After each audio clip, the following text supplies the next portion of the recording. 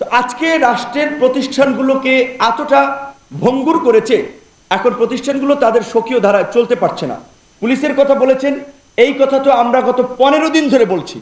এই জন্য বলছি যে এই 21 সদস্যের এই ক্যাবিনেট দিয়ে রাষ্ট্র চলবে না। আমি চ্যালেঞ্জ করে বলতে পারি চলবে না, তারা ব্যর্থ হবে, সফল হবে না। এখানে অনেক যোগ্য লোকের আরো দরকার আছে। তো আমরা প্রথম যখন হোম মিনিস্টার সাকত সাহেব ছিলেন, তার সাথে আমরা মিটিংয়ে পরিষ্কারভাবে বলেছিলাম তৃণমূল পর্যন্ত আইন শৃঙ্খলা পরিস্থিতি নিয়ন্ত্রণ করে পুলিশ, পুলিশকে স্বাভাবিক করেন। বলছেন আজকে ভোক্তা অধিদপ্তর পুলিশ পায় নাই, কোনো থানায় পেট্রোল নাই, মানে পেট্রোলিং এর যে পুলিশ থাকে টহলে মুভমেন্টের উপরে রিজার্ভ, সেই পুলিশটা নাই। পুলিশের প্রায় 500-র মতো গাড়ি আপনার এই ঘটনায় পুড়ে গেছে বা নষ্ট হয়ে গেছে, তাহলে তার বের হতে গাড়ি লাগবে। তাহলে পুলিশকে ফাংশন করার জন্য এই পদক্ষেপগুলো নেওয়া হচ্ছে কিনা আমরা তো দৃশ্যমান কিছু দেখতে পাচ্ছি না। যে আজকে অভিযান চালাতে কেন ছাত্রদের উপরে ডিপেন্ড হতে হচ্ছে, আনসারদের ঠেকানোর জন্য কেন ছাত্রদের উপরে ডিপেন্ড করতে হচ্ছে। তো এখন প্রশাসনের মধ্যে এই যে 15 বছরে যাদেরকে প্রমোশন দিয়ে যোগ্যতা না থাকা সত্ত্বেও উঁচু পদে অধিষ্ঠিত করেছে, তাদেরকে রিমুভ করতে হবে। সেইটা এখন পর্যন্ত সব জায়গায় করা হয় নাই। হ্যাঁ, সময় লাগবে, কিন্তু ফাংশনটা তো করাতে হবে পুলিশকে। এখন পর্যন্ত পুলিশি ব্যবস্থা ফাংশন করছে না, এটা খুবই অশনি সংকেত, খুবই অশনি সংকেত। বিপ্লব, কেউ বলছেন বিপ্লব, কেউ বলছেন গণ অভ্যুত্থান, কেউ বলছেন ছাত্র জনতা নাগরিকদের অভ্যুত্থান।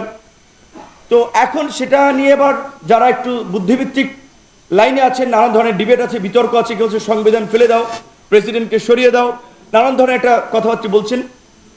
রাষ্ট্র চালাতে হলে ধীরে স্থির বুদ্ধিতে চলতে হবে।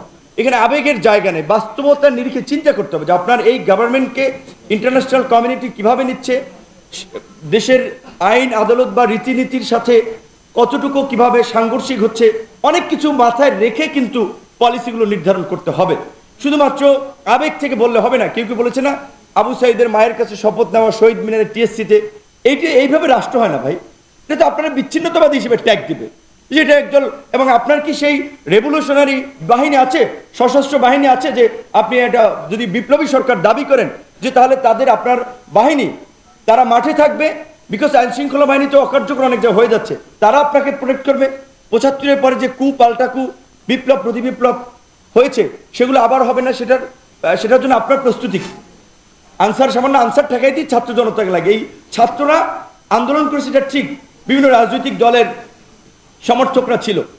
এখন কিন্তু রাজনৈতিক দলের সমর্থকরা, বাস্তবতা এটা আমরা আলাপ আলোচনা করি, তো অনেকে কিন্তু এই চায় না যে ছাত্রদের প্ল্যাটফর্ম, যেহেতু তারা একটা রাজনৈতিক দলের ঘোষণা দিয়েছিল রাজনীতি করবে, সো তারা আবার রাজনীতিতে খুব তারা মানে অনেকে ভাবছে 111-এর মতো এই ধরনের ইন্টারিম গভর্নমেন্ট থাকলে বিভিন্ন কিংস পার্টি তৈরি হয়, আবার একটা কিংস পার্টি তৈরি হচ্ছে কিনা এই আশঙ্কা থেকেও কিন্তু রাজনৈতিক দলের মধ্যে একটা বড় ধরনের শঙ্কা আছে, আলাপ আলোচনা চলছে। সেই কারণে এখন কিন্তু ছাত্রদের কাজে আবার রাজনৈতিক দলগুলো আগের মতো আনকন্ডিশনাল সমর্থন কিন্তু দিতে চাচ্ছে না। বাস্তবতা কিন্তু আপনাদেরকে রিয়ালাইজ করতে হবে। তো সেখানে আমরা যেটা বলেছিলাম, আমরা উপদেষ্টা মহোদয়কে, অন্যান্য উপদেষ্টাকে বলেছি, আজকে প্রেসের মাধ্যমে জানাই, আমি মনে করি এই সরকারকে যদি স্টেবল করতে হয়, এই সরকারকে যদি ফাংশন করাতে হয়, এবং যে মানুষের যে প্রত্যাশা রাষ্ট্রের মৌলিক সংস্কার, সেটার জন্য এই সরকারকে জাতীয় সরকারের রূপ দিতে হবে। জাতীয় সরকারের রূপ দিতে হলে বিএনপি, জামাত, গণ অধিকার, বিভিন্ন রাজনৈতিক দল বলেন, অন্যান্য রাজনৈতিক দল, অনেকগুলো দল বলে তো অনেক সময় লাগবে। আমি বলছি মেজর পলিটিক্যাল পার্টি, বুই4 নাম সর্বস্ব পলিটিক্যাল পার্টি খুঁজে তো লাভ নেই। যেগুলোকে মেজর মনে করা হয়, যে যাদের অ্যাক্টিভিটিস আছে, যাদের ফাংশন আছে, যাদের গণতান্ত্রিক আন্দোলন সংগ্রামে ভূমিকা আছে, তাদের থেকে প্রতিনিধি নিয়ে, এটা 21 আছে, এটাকে 31 করা যেতে পারে আরো 10 জন নিয়ে, এটাকে জাতীয় সরকারের রূপ দিলে তাহলে যদি স্টেবল হয়। নাহলে এই যে রাজনৈতিক দলের সাথে এই যে প্রতিনিধিত্বশীল আপনার অংশের সাথে যে সরকারের একটা সন্দেহ সংশয় তৈরি হচ্ছে, এটা কিন্তু সরকারের জন্য ভালো না। এবং এখানে আমাদের একটা শঙ্কা আছে, ইউনূস স্যারের মতো একজন ব্যক্তি, তার যে অবস্থান এবং মর্যাদা, তিনি তো কোনো বদনাম নিশ্চয়ই নিবেন না। তো যদি দেখে যে রাজনৈতিক প্রেশার তৈরি হচ্ছে ইলেকশনের জন্য, সংস্কার হোক বা না হোক, আমার ধারণা তিনি তার এই বদনাম নিবেন না, তিনি অতি দ্রুত সময়ের মধ্যে একটা ইলেকশন দিয়ে দিতে পারেন। তো ইলেকশন যদি হয়ে যায়, সেই ক্ষেত্রে আমরা তো দেখেছি 90-এ 3টা রাজনৈতিক জোট, বিএনপির নেতৃত্বে ছিল, আওয়ামী লীগের নেতৃত্বে ছিল, বামদের নেতৃত্বে ছিল, তারা 3 জোটের রূপরেখায় কমিটমেন্ট করেছিল, যেই বিষয়গুলো পরবর্তীতে ওই সেই ইয়ার মতো, কবিতার মতো কেউ কথা রাখে নাই। যেই ডাকসুর সর্বদলীয় ছাত্র আন্দোলনে এরশাদের পতন হয়েছিল, সেই ডাকসু তো আওয়ামী লীগও দেয়নি, বিএনপিও দেয়নি। গত কয়েক বছর 28 বছর পরে একবার আমরা ভিপি হওয়ার সুযোগ পেয়েছিলাম।